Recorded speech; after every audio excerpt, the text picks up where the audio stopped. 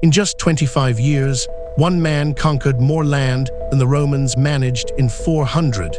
He never learned to read, and he started with less than nothing. Today, roughly 1 in every 200 men on Earth carries his DNA. His grave has never been found. His name was feared from Beijing to Baghdad, Genghis Khan. How does an abandoned boy eating rats on a frozen steppe become the most feared conqueror in human history? Saddle up. This is the full story. The Mongolian steppe, 1162. An ocean of grass where summer burns and winter kills, home to feuding tribes who live and die on horseback. Here, wealth is horses, war is constant, and loyalty lasts exactly as long as it is useful. Every boy learns to ride at 3 and shoot a bow at 5.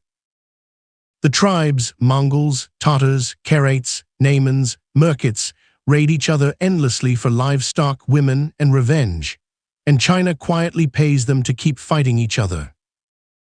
Into this world, a boy is born clutching a blood clot in his fist. The shamans call it an omen of greatness. His name is Temujin. When Temujin is 9, his father is poisoned by Tatars at a roadside meal. The clan looks at his widow and 5 small children and makes a cold calculation. They abandon the family on the open steppe.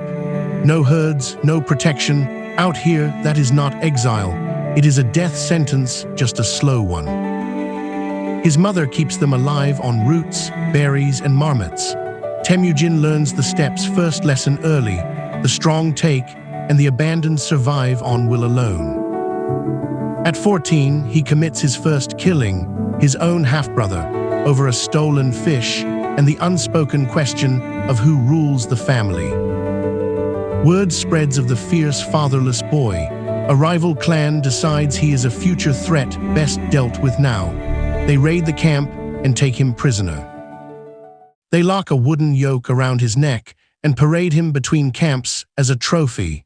One night, during a feast, he clubs his guard with the yoke and runs. A stranger risks his family's lives to hide him in a cart of wool while search parties comb the camps. Temujin never forgets it. Loyalty freely given is worth more than blood. Free again, he rebuilds fast, a wife bought, a sworn blood brother Jamaka, a powerful patron, the Khan of the Khwarezms. The outcast is becoming a player. Then raiders kidnap Bort. Temujin raises his first army, storms their camp at dawn, and takes her back. He is barely 20. The whole steppe has noticed him now. Temujin and Jamaka, sworn blood brothers, slowly become rivals because the steppe has room for only one Khan. Their armies finally meet, and Temujin loses badly. Then he does something no defeated steppe leader does. He comes back, and this time he changes the rules of the game itself. In every other tribe, rank comes from bloodline. Temujin promotes by talent alone. A shepherd can become a general, and defeated warriors are not enslaved. They are absorbed as equals. Tribe by tribe, Tatars, Khwarezms, Naimans, the coalition grows until no rival is left. Jamaka is captured, and at his own request, dies like a noble, without a drop of blood spilled. 1206, at a great assembly on the Anan River, the tribes raise the white banner of 9 horsetails and proclaim him ruler of everyone who lives in felt tents. Genghis Khan, universal ruler. What Genghis built next was the deadliest army of the medieval world. Every single soldier, a horse archer, carrying a composite bow that outranged anything in Europe. The army ran on tens, squads of 10, companies of 100, divisions of 10,000. Orders flowed instantly, and whole armies maneuvered like a single organism. Their favorite trick, the feigned retreat. Pretend to break and flee, let the enemy chase you for miles until their lines stretch thin. Then turn in the saddle and shoot them to pieces. And behind it all, the yam, relay stations with fresh horses every 40 kilometers. Messages crossed the empire faster than any army could march.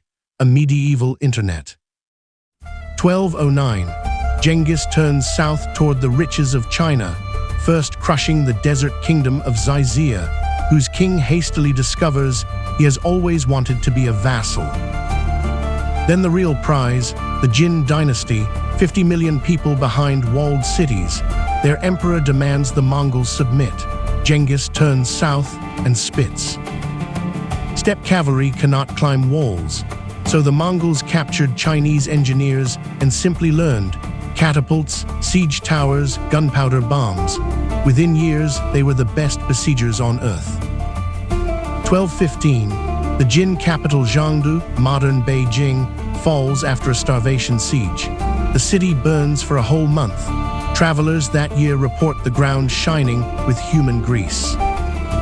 Genghis now rules northern China, but his gaze turns west to the glittering Islamic empire of Khwarezm, silk, silver, and cities out of legend, and he offers them trade. 1218. Genghis sends a caravan of 450 merchants into Khwarezm as a gesture of goodwill. The governor of Atra seizes the goods and kills every single one of them. Genghis, showing unusual restraint, sends 3 envoys to demand justice. The Shah burns their beards and sends one back carrying his companions' heads. It is the costliest insult in human history. The Mongol answer redefined vengeance. 200,000 riders crossing deserts everyone believed impassable, materializing behind cities where no army could possibly be. At Bukhara, Genghis rode his horse into the great mosque and told the survivors, "I am the punishment of God. If you had not committed great sins, God would not have sent a punishment like me." Samarkand, Urgench, Merv, Nishapur, the richest cities of the age, were emptied one by one. Some were erased so completely that rivers were diverted to flow over the ruins. The Shah fled west with Mongol hunters permanently on his heels and died a beggar on a tiny Caspian island. His glittering empire had survived Genghis Khan for exactly 2 years. Mongol terror was policy, not passion. Surrender, and your city lives taxed but standing. Resist, and a pyramid of skulls becomes a billboard for the next city on the road. The math was ice cold. Terrifying stories travel faster than armies, and cities that open their gates do not cost you a single soldier. Yet inside the empire, something shocking: total religious freedom. Muslims, Christians, Buddhists, shamanists, all protected, priests exempt from tax. Genghis collected gods the way he collected soldiers. Merchants crossed all of Asia without being robbed for the first time in centuries. The same empire that erased cities from maps made the Silk Road safer than it had ever been. 1227. While crushing a rebellion in Zaizia, Genghis Khan dies, a fall from his horse, a battle wound, an illness. 8 centuries later, the sources still cannot agree. His last order, keep my death secret until Zaizia is destroyed. It was, thoroughly. The funeral escort, legend says, killed every living soul it met on the road home, buried him in an unmarked grave, and rode 1,000 horses back and forth across the site. To this day, nobody has found it. The region was sealed as sacred and forbidden for centuries. The greatest conqueror in human history lies somewhere out there under the grass. Most empires die with their founder. This one accelerated. His son Ojdai took the throne and pointed the armies at everything, everywhere, at once. 1241. Mongol armies annihilate the armored knights of Poland and Hungary in the very same week, at Legnica and Mohai. Europe lies open before them. Then Ojdai died, and every Mongol prince turned his army around to ride home and elect a successor. Europe was saved by a funeral. The Mongols simply never came back. 1258. His grandson Hulagu reaches Baghdad, capital of the Islamic Golden Age. After the sack, they say the Tigris ran black with the ink of the House of Wisdom's books. Another grandson, Kublai, finished the conquest of China and founded the Yuan dynasty.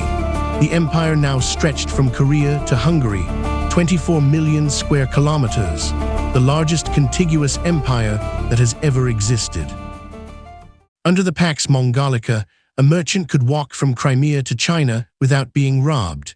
Paper money, postal relays, gunpowder and printing all flowed west along Mongol roads. But something else rode those same safe roads. In 1347, plague-carrying fleas crossed Asia with the caravans. The Black Death was the Mongol peace's darkest export. And then there is the DNA. A 2003 study found around 16 million men carrying a single Y chromosome line traced back to Genghis's family. One man, one in every 200 alive. In Mongolia today, he is the father of the nation, on the money, carved into a mountainside. In Iran and Iraq, his name still means apocalypse. Both are simply true. An illiterate orphan who ate rats to survive, escaped slavery, and built an empire bigger than Rome, all in a single lifetime. His laws, his roads, his terror, his peace, they rewired Eurasia forever, and his grave is still out there, unfound, somewhere under the endless grass. If you enjoyed this, subscribe next time. Another empire, another rise, another spectacular fall. See you there.